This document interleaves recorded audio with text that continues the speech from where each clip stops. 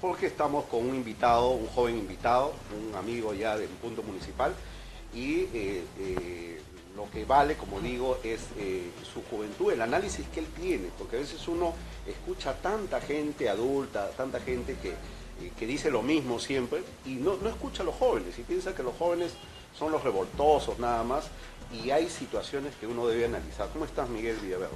Bien, muchas gracias, ¿no?, por invitarme a su programa.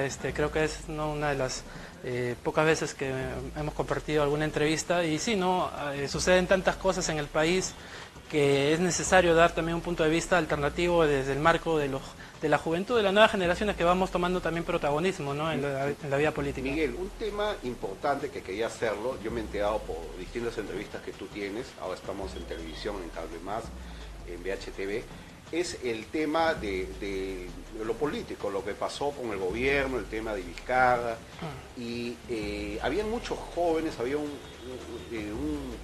grupo de personas que pedían que todos se vayan. Yo a veces criticaba este tema, porque siempre a uno le gusta estar con el tema de la Constitución, el tema del derecho, pero a veces eso como que no coincide con lo que uno vive, pues. ¿Qué es lo que ustedes opinan de todo lo que ha pasado, la entrada de Vizcarra y todo este tema político? Bueno, sin lugar a dudas era un desenlace que ya habíamos pronosticado, ¿no? La caída de un presidente como Kuczynski, carente, ¿no?, de liderazgo, carente de respaldo ciudadano, el cual carecía también de credibilidad y que lamentablemente se transformó en toda una crisis a través de del tema de la corrupción que desencadenó el tema de Odebrecht, y agudizado con este tema de los gengivideos, ¿no?, que se ha evidenciado, donde el expresidente Kuczynski prácticamente negociaba con recursos del Estado peruano, con plata de todos los peruanos, para de manera impune quedarse, ¿no?, en el gobierno.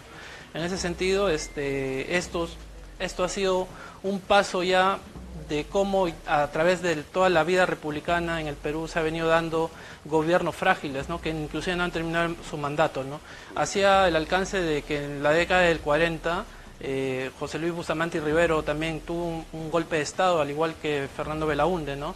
En ese sentido, son gobiernos frágiles que te indican de que en el Perú hay toda una tradición, ¿no?, que justamente estaba reflexionando en esta semana, que era un tema de reflexión también, no tan santo, ¿no?, yeah, pero sí creo que ameritaba ver la política desde este lado, ¿no?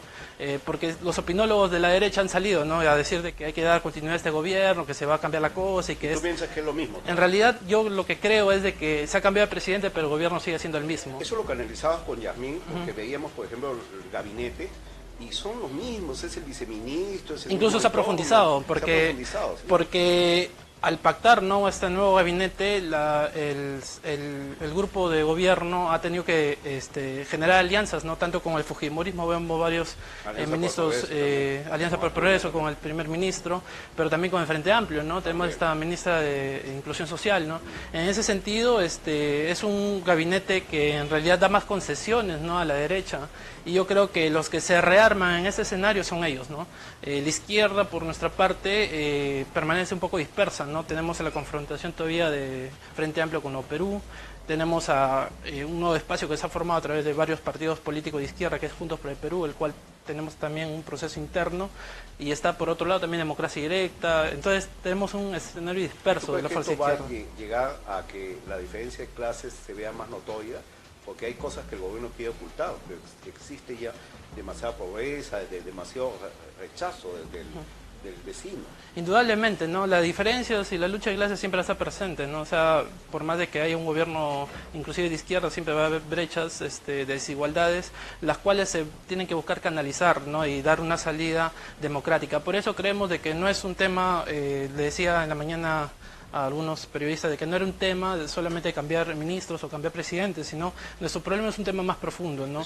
Es una crisis de régimen, ¿no? O sea, una crisis de la república. Yo considero que en el Perú no es una república, no es una republiqueta, porque sus instituciones son débiles, ¿no?, y no garantizan. Tenemos un Estado que no garantiza seguridad, no garantiza salud universal, no garantiza educación gratuita y de calidad, y en ese sentido que ni siquiera garantiza lo más ínfimo, que es el tema de la soberanía, ¿no? Se entrega nuestro país a manos extranjeras, ¿no?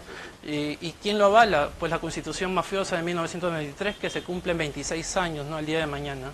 Mañana, 5 de abril.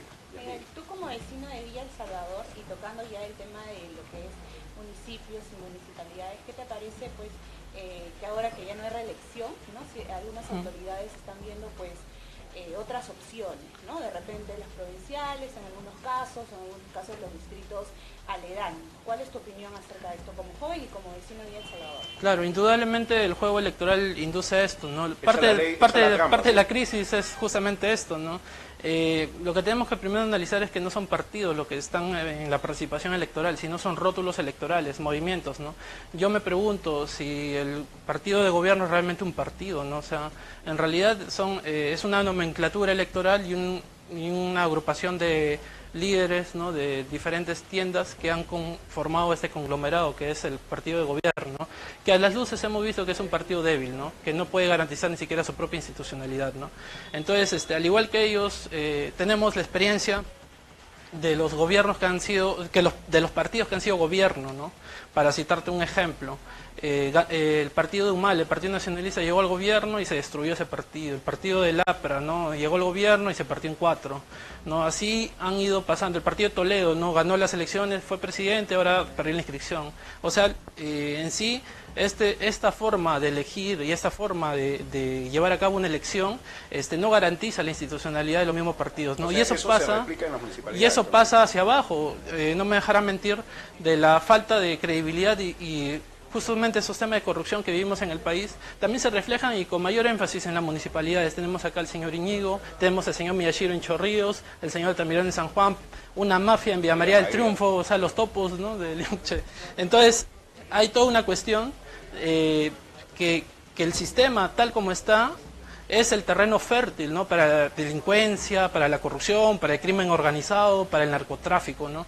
Y por eso esta crisis no es solamente política, sino también es una crisis de régimen, ¿no? O sea, que te indica de que tienes que refundar la república a través de una nueva constitución política, ¿no? Entonces esa es la salida política que nosotros damos al escenario, ¿no? Porque podemos elegir autoridades, pero en realidad el fondo sigue siendo el mismo, ¿no? ¿A ti te parece ético, por ejemplo?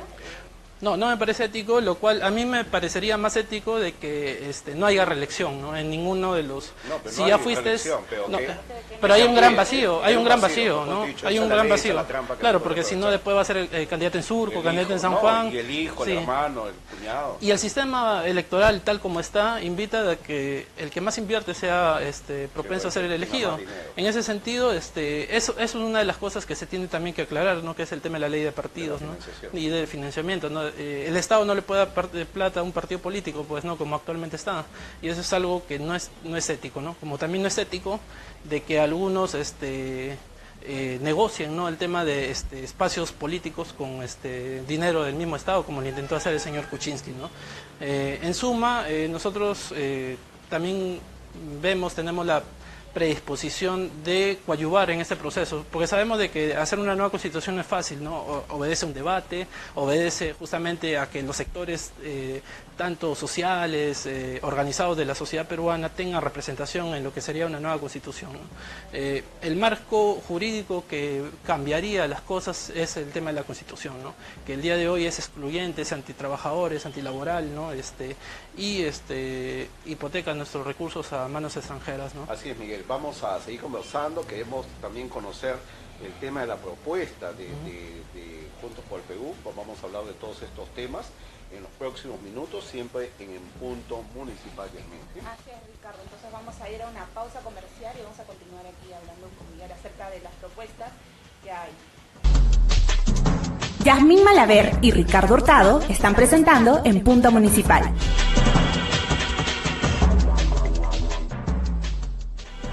Seguimos en Punto Municipal con algunos titulares de los diarios. Todo el mundo habla pues de este desafuero para los congresistas del escándalo, estos congresistas y ministros que nos llevaban a este tema tan preocupante para nuestro país. Ya para qué recordar este tema. Y los últimos desayunos que se toman algunos amigos. Hemos visto al señor César Acuña con Joaquín Ramírez. Estas fotos sigue la negociación entre los políticos. ¿Qué piensas a raíz de esto, Miguel, de estos negocios que todavía existen entre la mafia, si se puede decir? Indudablemente obedece pues a una especie de repartija, ¿no?, que se vive a diario, ¿no?, y que ya la mayoría de peruanos está cansado, ¿no? Por ello, cuando iniciaste, ¿no?, la conversación, justo hablabas de la consigna colectiva que se había aclamado en las calles, que era el tema de que se vayan todos, y en realidad el fondo de eso es que se vayan todos los corruptos, ¿no? O sea, porque... Pero nos quedamos sin nadie. Lamentablemente, ¿no? Pero hablar de corrupción en el Perú es también hablar de cómo se sigue institucionalizando esto, ¿no?, a través de la historia. En la misma tiene un origen desde la misma formación de la República, ¿no? Por eso nosotros hablamos de que se hace necesaria una refundación, ¿no?, de la República misma, porque las mismas instituciones, si ustedes ven el tema de acá, por ejemplo, mira, la misma policía es un ente corrupto, ¿no? El Poder Judicial está plagado de fiscales, jueces que lamentablemente no hacen un trabajo adecuado, ¿no?, moralmente, y creemos de que en el Perú se hace necesario pues también la regeneración moral, ¿no?, que justamente los jóvenes. Básicamente en el pueblo, ¿no?, porque la juventud es parte, ¿no?, del pueblo, ¿no? Porque hemos visto que la juventud también, la gente apuesta por un alcalde como el de Villa Salvador, que es joven y que ahora no sale, que se va a Villa María. O sea, estos temas éticos, ¿cómo lo sientes tú? En realidad, hace 2 meses encontraba acá en la comisaría a un joven que había robado un celular. Y cuando le preguntaban, ¿tú por qué robas?, ¿no?, y él respondió al policía que lo estaba agarrando, le dijo, bueno, si el alcalde roba, ¿yo por qué no voy a robar? Entonces, creo que la respuesta, también hacía una reflexión hace más o menos un mes, de que una de las respuestas es de que la corrupción, hay una cultura de corrupción en el peruano, ¿no? O sea, como que asume como que es algo normal, ¿no? Como que es algo normal, y que más bien si es que uno no es propenso a ello, en realidad se ha equivocado, ¿no? O sea, lo hace, se ha engendrado a través también de los medios de comunicación y de la misma prensa, y es parte del juego que hace la misma derecha, que manipula medios de comunicación como el comercio, ¿no? Donde todos los temas relacionados a corrupción prácticamente son el día a día, ¿no? El tema de delincuencia, el tema del narcotráfico, y por eso yo considero de que hay una cultura ligada, orientada hacia la corrupción, ¿no?, donde cada peruano lo asume como un tema normal, ¿no? Es más, no se escandalizan, ¿no?